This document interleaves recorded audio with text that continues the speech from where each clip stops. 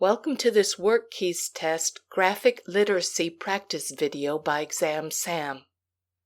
In this video, we're going to look at Workkeys test graphic literacy practice problems.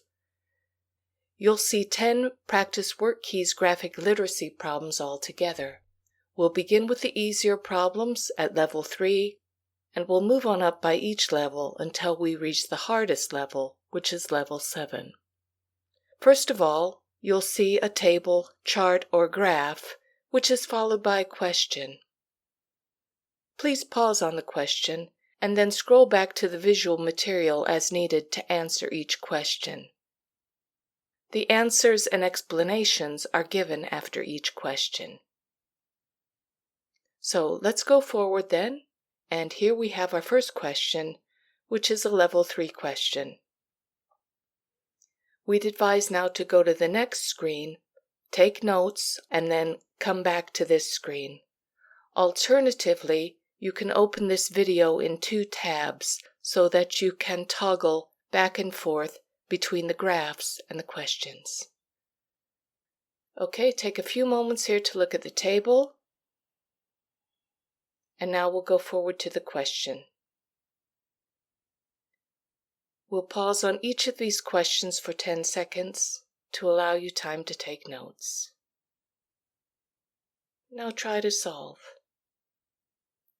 Let's have a look at the answer. The correct answer for question 1 is B. Looking back at our table, we can see that the reference numbers are given in the first column. So we need to scan the first column carefully for number 4994. Notice that we want the request date, not the action date or the archive date. The request date is provided in the second column.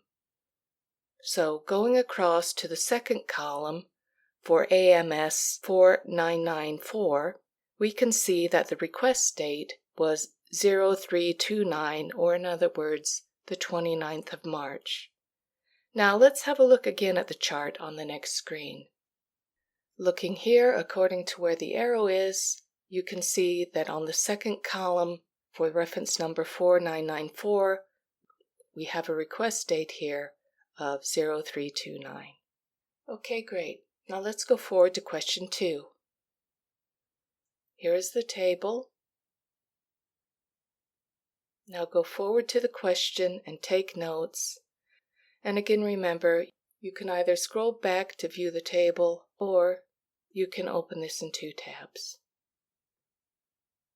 Now let's have a look at the answer. The correct answer for question 2 is C. We need to find the data processing class in the first column. We can see, looking at this table, that data processing is the 3rd class on day 2.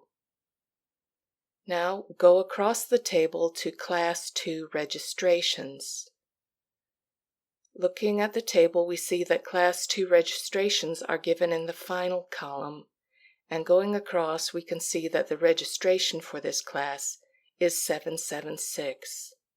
Okay, let's have a look at that table again. Okay, day 2, data processing, going across, last column, Class 2 registrations, 776, as shown by the arrow. Okay, moving on now to problem 3. Here we start the level 4 questions. You're going to see a bar chart on the next screen. Look at that for a few minutes, and then go forward to the question. Here we have question 3. Take a few moments to solve. And now we have the answer to question 3.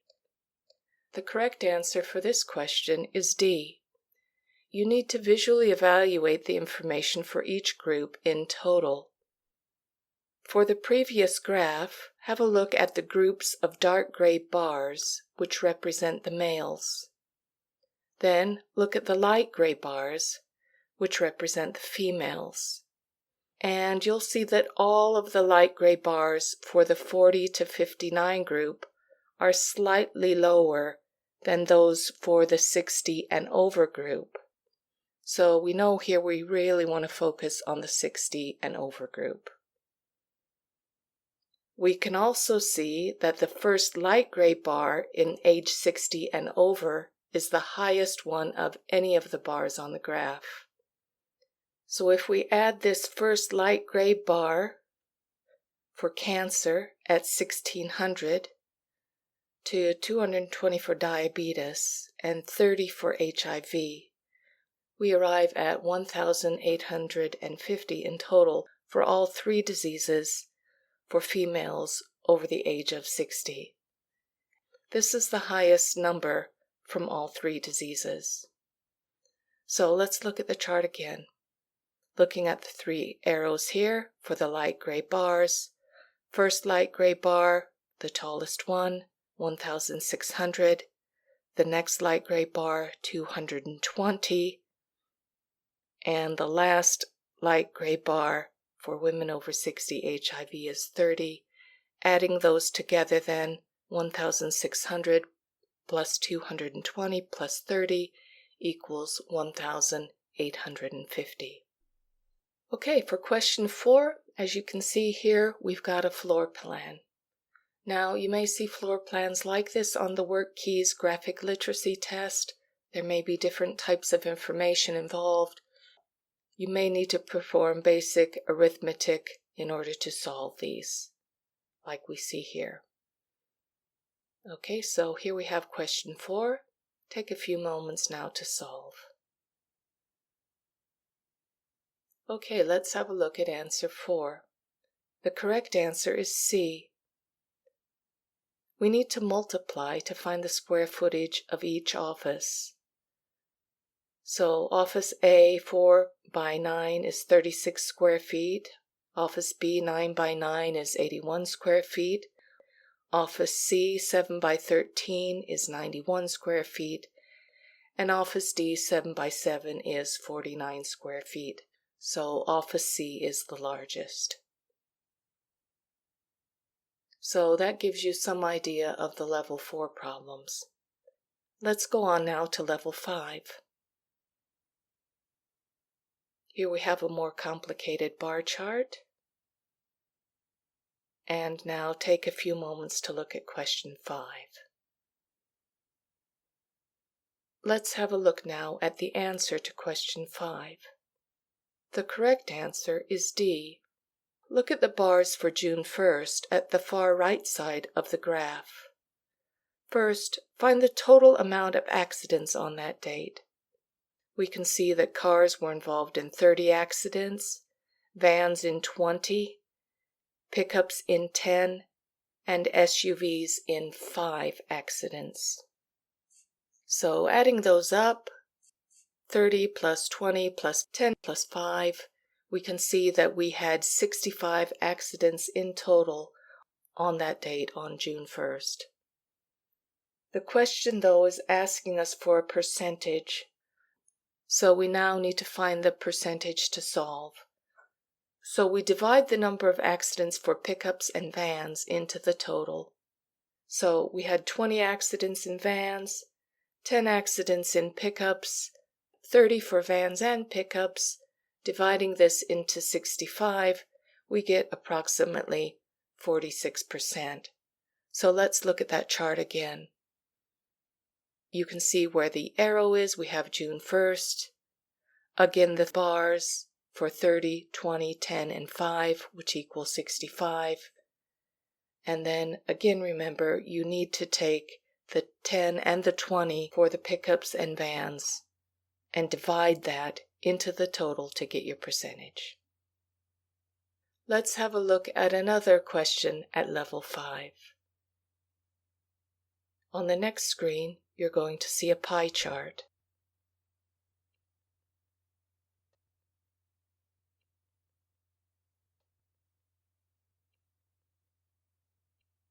Here is question 6. Take a few moments to solve. Now let's look at the answer. The correct answer for question 6 is C. You need to read the graph carefully and then add up the total for each category. So in other words, for the library, the cafeteria, the student union, the sports center, and the other facilities. First of all, we can see the library is 25% in total, which is 10 plus 9 plus 6%. The cafeteria comes to 18% in total, which is 8 plus 10. The student union is 29%, which is 24 plus 5. The sports center is 24%, which is 8 plus 5 plus 11%, and the other facilities are 4%. The student union is the only one of these that's more than 25, so it's the correct answer. Look again at the chart. You can see the 24 and 25 here, which makes the 29.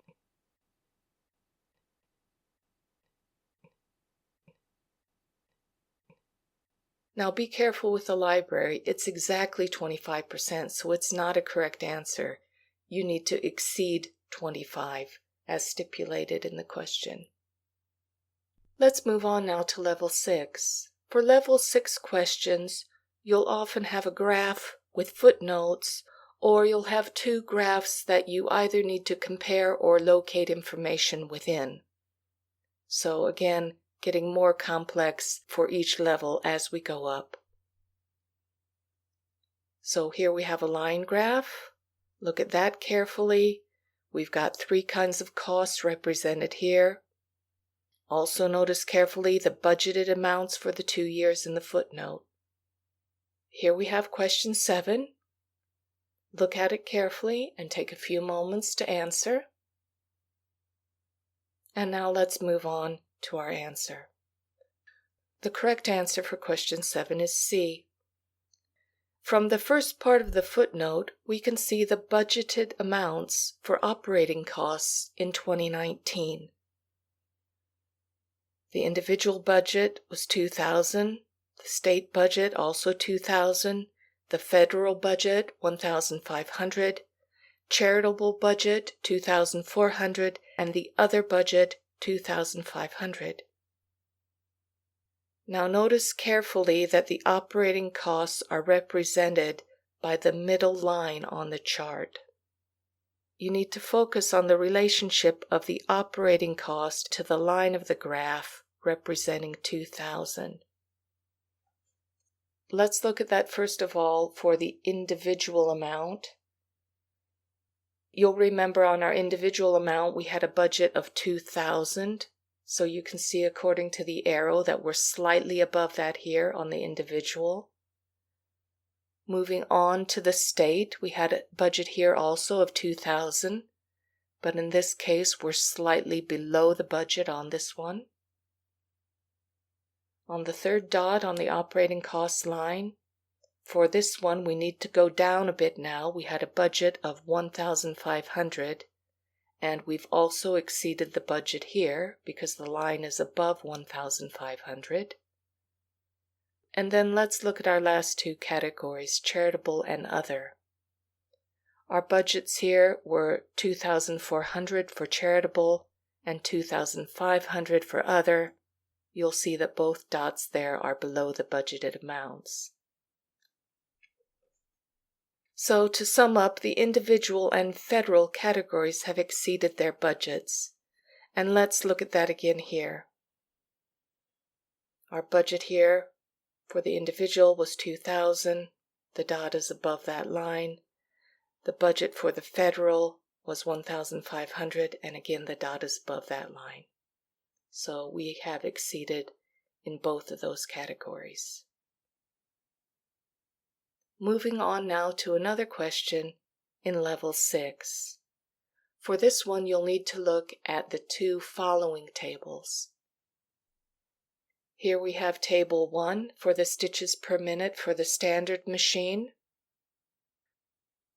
We have the second table here for the stitches per minute for the heavy-duty machine. And finally, then we have question 8. So you're getting into the more complicated questions now. Take a few moments. Look at this carefully. Also, pay attention to the footnote on that second table and try to answer the question.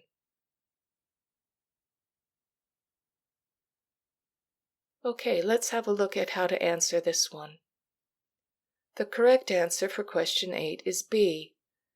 Looking at the first chart for the standard machine, where light denim is listed, we can see that the recommended stitches per minute for 4-ounce light denim is 910 from the first chart. Now you have to compare this to the information in the footnote, and looking at the information from the footnote, you'll have realized that needle number 2 only goes up to 900 stitches per minute. So we need needle number 3, which goes up to 1,200 stitches per minute. So let's have a look at table 1 again. And you can see here the relevant information. For this type of question, be sure you're on the correct table. We know that we want the standard machine because this is the one where the material light denim is mentioned. We know that we have 4 ounces, so that is in the 3.5 to 4 5/8 category. Going across, we can see then that the stitches per minute, 910, and then we've copied in here the footnote actually from the second table and highlighted that for needle number 3, the maximum stitches per minute are 1,200. So that will be the needle that gives the best speed without exceeding the recommended SPM. Finally now, let's move on to the most difficult problems, the level 7 problems. For level 7, you'll often have very complicated graphs with things represented on multiple axes, maybe one thing represented on the left, maybe one thing represented on the right. You'll have multiple lines, you'll have shading, you'll have vertical lines, and multiple categories, like we can see here. Here we have a graph for white blood cell counts. So have a look at this. Here we have question 9. Read the question carefully and try to answer. Okay, let's go to answer 9. The correct answer is A.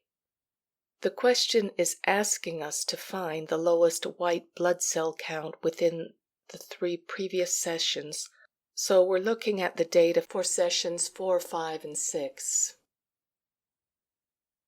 The lowest count here is 2,000 for patient 1 in session 4, and this is shown by the green arrow on the next screen. So have a look here. We know it's the 3 previous sessions, so you're looking at the area between 4 and 7. You want the lowest amount. You can see that patient 1 is always lower than patient 2, so look at the lowest amount for patient 1, and we can see that that occurred on session 4 with a count of 2,000.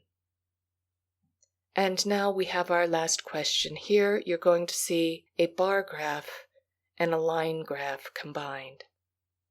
So look carefully at the information. Look carefully at the label on the left side, the label on the right side, the labels on the bottom, and also the legend telling you what each color or each line represents. And here is question 10. Take your time and try to answer this one.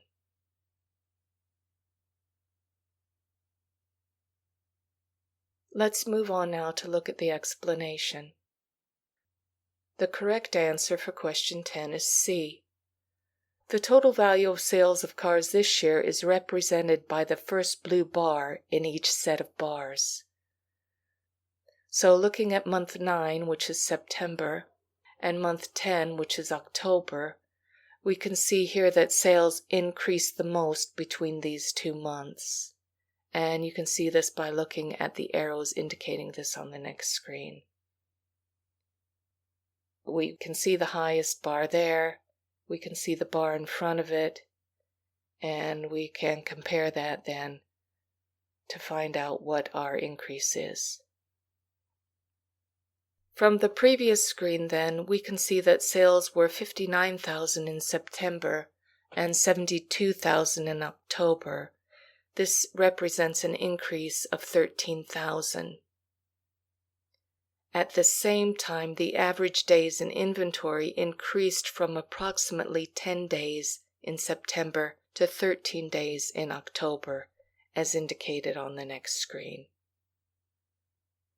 So looking at the arrow on the left, you can see the 10 days here for September. Arrow on the right, 13 days for October. This is increasing, which is what you needed to find according to the question. And the sales behind it are also increasing during that period, so that's our correct answer. We hope these Workkeys test graphic literacy practice problems have helped you prepare for the exam. You can also find more free Workkeys practice problems by clicking on the links in the description below. So at this point, we just say thanks so much for joining us, and please remember to subscribe to our channel.